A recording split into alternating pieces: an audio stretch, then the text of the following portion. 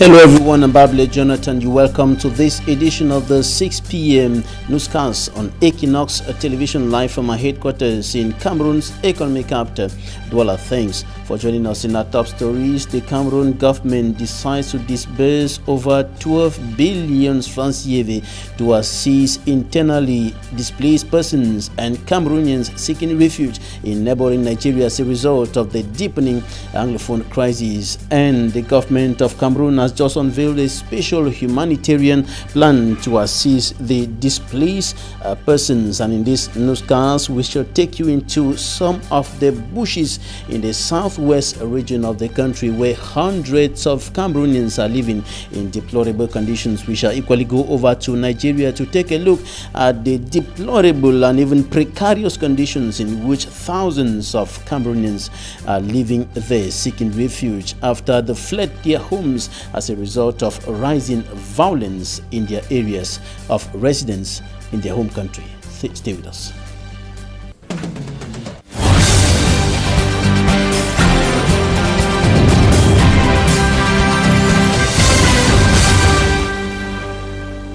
The government of Cameroon has just unveiled a special humanitarian plan to assist the displaced and afflicted population of the northwest and southwest regions of the country. We are talking about Cameroonians who have fled their homes in some villages in the southwest and northwest regions and are living in the bushes as a result of the deepening socio-political and security crisis, as well as thousands of them who have fled their homes and are seeking refuge in neighboring Nigeria. And in a press declaration today chaired by the Prime Minister Philemon Yang, it was announced that the funds amounting to 12 billion francs CFA will be used to reconstruct schools, hospitals, houses, public structures destroyed by those the government called terrorists, and the funds will also be used in the provision of material needs to 74,994 internally displaced persons in the northwest and southwest regions of the country, and 21,291 asylum seekers in neighboring Nigeria. The Prime Minister announced that 17 ministerial departments led by the Ministry of Territorial Administration, including state institutions, will coordinate the putting in place of the National Solidarity Initiative. Some non-governmental organizations, including the Red Cross and the United Nations Participative Development Program, the PNDP, are also involved. The government has urged the national and international communities in provide those who are seeking asylum in Nigeria and displaced persons in Cameroon with aid, and also to provide psychosocial assistance to the Anglophone population hit by crisis. We shall be giving you greater details on this story in our subsequent news editions. I told you in this newscast we're going to the southwest region of the country, where hundreds of Cameroonians are living in bushes. They fled their homes as a result of a rising violence as the crisis continues deepening. Southwest correspondent Davidson Maimo was in some of those bushes, and he brought back this report. The remnant of houses burnt down at Banga Bakundo are still very fresh, with no signs of reconstruction of the houses, as the people of this area have all run to nearby bushes for safety. Some houses could be seen abandoned by the occupant, with no sign of life in the entire area. Before this reporter could get to the temporary camps where the people are living in the bushes, remnant of a truck burnt along the Banga Bakudu Long Street could be seen. This reporter was told the truck belonged to a brewery company that has been stopped by the Amazonian fighters not to ply the road. Right inside one of the camps of victims of the Anglophone crisis that is ongoing. This here you find women and girls and even children that have been displaced due to the ongoing crisis right here. And they are right inside the forest that we have struggled to meet them, where of course they have been abandoned on their own. At a temporary camp where the people are living in the bushes, life seems to be okay, with everything being natural. But their stories are pathetic. From the old, the young, and children, including pregnant women and breastfeeding mothers, there is a lot to tell. We have sound for gun, so we run some more can hide for bush here. Okay. We just walk out for bush, we see even a cocoa, even a collar, we pick out chop. That's how we live here. As we do for bush here, the headway, this man will get this family bill. You need to carry people. When rain one fall, or would you go join all man go turn up so the rain caught. Because child with the fish slim, they go used to be for like 200 people sometimes. So as from then people they start to transfer, they go build different head them for other places. They take tarpaulin, go build like we save this so they for our own self overside, we don't build our own head. Well, this is baby Cecilia. She's 1 month and some weeks old. In fact, she got into the forest when she was just a few weeks, according to what the mother told us. And gradually and steadily, she's growing here in the forest, here in Banga Bakundu. While the young men goes to the forest in search of food, the women and young girls stay back at the camp and occupy themselves with this old game. So we just don't pass our time. Where everyone for because under last stick, we hide rain. Mere no nakwi. Where rain don't sit now, cash we just pass our time. Okay. This is the second camp within the forest of Banga Bakundu, and we have been told that there are many other camps inside. And of course, the people here, for information we gather, they are afraid of anyone that because they are remote, that whosoever is coming here probably is a spy. So the people are even scared of having visitors or people that will come to their aid, and that is one of the problems they are faced. You can see for yourself the type of makeshift structures they are living, and we are getting closer to the heart of the rainy season. And just imagine what these people are going to be going through within the heart of the rainy season. The remnant of houses burnt down at Banga Bakundu. We stay with you, Davidson Maimo, to talk about the health situation of the hundreds of Cameroonians who are now living in bushes as a result of the worsening Anglophone crisis, and you report that many of them are exposed to diseases.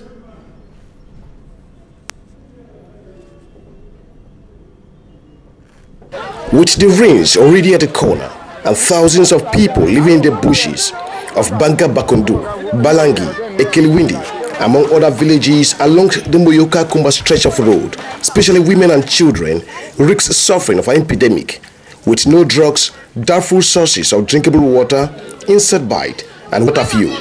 I am pregnant. How many months are you? 6 months. 6 months. I've been in the forest for about a month and some weeks. And I have fever and malaria, especially during this period when there are too much mosquito bites and all these things that are affecting us. So what drug do you use? We don't have drugs, we just try to have traditional herbs to cut grasses from one place to another to help ourselves. This are bush with sleep, and so just people was small tend the mosquito. The bite with the picking, but we do nobody run now. What about drugs? How do you do for Mexico or picking no well? No way. The picking a country grass of a bush. It is within this court that the Aya Foundation is taking the risks to reach the people in the bushes in assisting them with the provision of some basic drugs such as paracetamol and Ferrigan, providing pad for women, cloth for children, food items such as rice, gari, maggi, salt, and not leaving out biscuit and sweet for the children, and most importantly, the construction of temporary shelter for women and children. The children says they have not been going to school all this while due to the daily exchange of gunshot from the government forces and their Bazunia fighters. You go to school? No. Why? Because of this war. So what class were you? Class 6. Class 6? Yes. You wrote the common entrance? No. You wrote the first school? No. Because you're in the bush? Yes. Aya Abine, in his humanitarian gesture, had to celebrate his birthday with a kid in the bushes of Banga Bakundu and Balangi.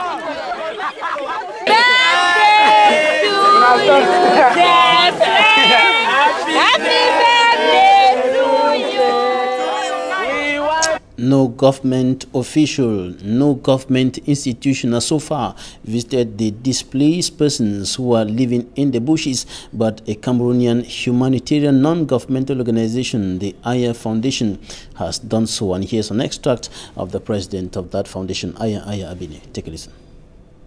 So we've been through the bushes where you have tens of thousands of internally displaced persons throughout the southwest and northwest region. So we're trying to put them into camps so that they should be safe and strong away from the bullets, the war zones. So we'll build a couple of camps for them, for the women and children most especially, so that they should stay away from the harshness of the sun and the rain. So this we've been doing for over months now. These are just two you've seen, the rest are far into the bushes, so that people like our sister and the kid, the others are far away, they've gotten the information, they'll come here progressively so that they stay safe and strong. We brought some medication for them, some pads, some foodstuffs to keep them alive until the crisis is resolved. So that's what the Aya Foundation has been doing for quite a while now.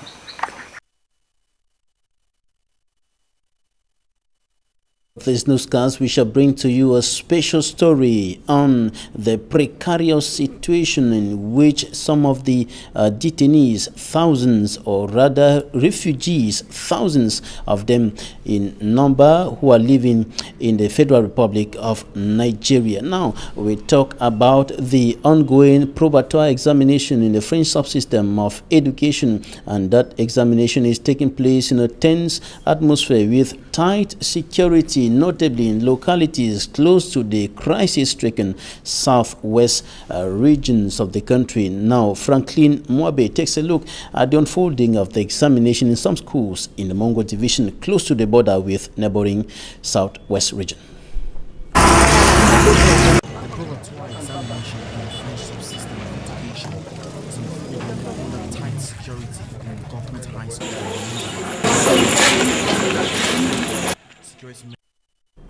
We're sorry for the poor quality of that report. We proceed up north to talk about the over 800 pupils in the Mayo Chanaga division of the far north region of the country who have not been able to take part in the first school leaving certificate examination because they don't have the birth certificate. Innocent as a husband.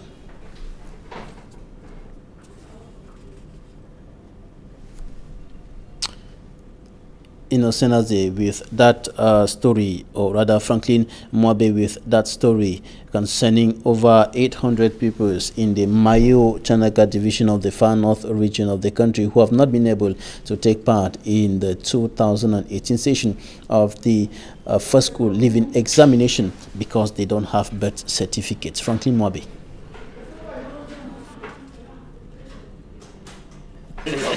The acquisition of birth certificates is not a priority to several parents in the far north region of Cameroon. In Mokolo of the Mayo Sanaga division, statistics have revealed that 8,000 pupils failed to write the Certificat d'études primaire examination in the French subsystem of education due to the absence of birth certificates. The general manager of the National Civil Status Registry expressed bewilderment for the fact that 8,000 pupils did not sit in for the Certificat d'études primaire because of the lack of birth certificates. Some parents attribute the situation to illiteracy. La maman n'a pas étudié, le papa n'a pas étudié, et puis ils ne savent pas l'importance de l'acte de naissance. The rate of ignorance, however, is gradually reducing as more parents become aware of the importance of birth certificates. This prevailing reality obtains in this part of the country, though condemned by traditional authorities and civil status registry. Personnellement, ça me choque parce que les parents n'ont pas déclaré la naissance à temps. It baffles me because the parents do not make birth certificates after the birth of their children. The authorities in charge are also to blame for not informing the population.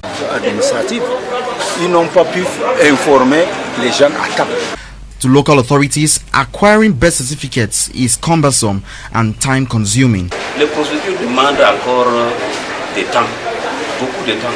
But with the presence of the general manager of the National Civil Status Registry, he will facilitate the process. The National Office of the Civil Status Registry, accompanied by a representative of UNICEF, in a meeting with other stakeholders, have put in place the project to facilitate what they call the universal registration of birth certificates in that area. The visiting mission intends to boost the rate of birth registration in the Mayo Sanaga division. The general manager of the National Civil Status Registry, in collaboration with UNICEF, have made available transportation means to actors of the Civil Status Registry of that locality to move into the interior villages, sensitizing women who deliver at home without a birth declaration the necessity of a birth certificate to a child. The crisis that had been rocking the Evangelical Church of Cameroon, EEC, since 2017 took another twist today with violent manifestations at the headquarters of the church here in Accra, here in the economic capital, Douala. A synod meeting that was scheduled for today met with stiff resistance with some Christians who claim that the organizers had no legal right to do so. Details in this report compiled by Armstrong Sander. It took the intervention of the divisional officer for Vouvray to retain calm at the headquarters of the Evangelical Church in Cameroon. The tense atmosphere followed a meeting of 22 synodal presidents making up the Evangelical Church of Cameroon, ECC. Before the start of the meeting, ECC Christians supporting Pastor Mongole Prizo came out displaying several placards qualifying the gathering as illegal. These Christians indicated that the current EEC Bureau was suspended by the Littoral Court of Appeal, and so any activity organized by the Bureau under the banner of the church is illegal and should be banned. The court's decision was issued on the 10th of June 2018. This claim was, however, refuted by the lawyer of the defense, Barrister Martin Kamaku. According to the legal mind, the court's decision did not stop the current president from exercising his duties, but suspended the taking over of office by the Bureau elected in Gandari in April 2017. He further stated that this decision became difficult to apply given that the current Bureau was sworn in some months ago before the court's decision. The barrister further added that the matter had been appealed at the Supreme Court. After meeting with the parties, the senior division officer for Vouvray, Mr. Marchin Jongwe Joseph Bertrand, called for calm on both sides. Il était question pour moi de venir rappeler aux deux parties que c'est vrai, la justice s'est prononcée. It was an opportunity for me to recall the parties that it is true the court spoke in this case through the decision rendered. However, the both parties, especially those who have the feeling of victory, should understand that they are all children of the same mother. There is equally the need for them to allow the rule of law to continue. I ask this fraction to try to acquire the necessary legal instruments needed for implementation. To the opposite camp, I ask them to stop behaving as if the decision of the court was a non-event. In summary, the law is not implemented by carrying placards along the street, and to the other, the decision of the law cannot be disobeyed. On n'exécute pas une décision de justice en amenant des gens avec des plaques et autres. D'autre part, on ne défie pas la justice. Supporters of the Prizo Richard Mongole fraction are determined to see no activity take place at the Église évangélique du Cameroon, EEC, under the coordination of the current bureau led by Pastor Samuel Njek. Smart's own side of the World Cup. Now, I told you in the headlines I will take you to Nigeria to show you the precarious living conditions of thousands of Cameroonians who are seeking refuge in President Buhari's country.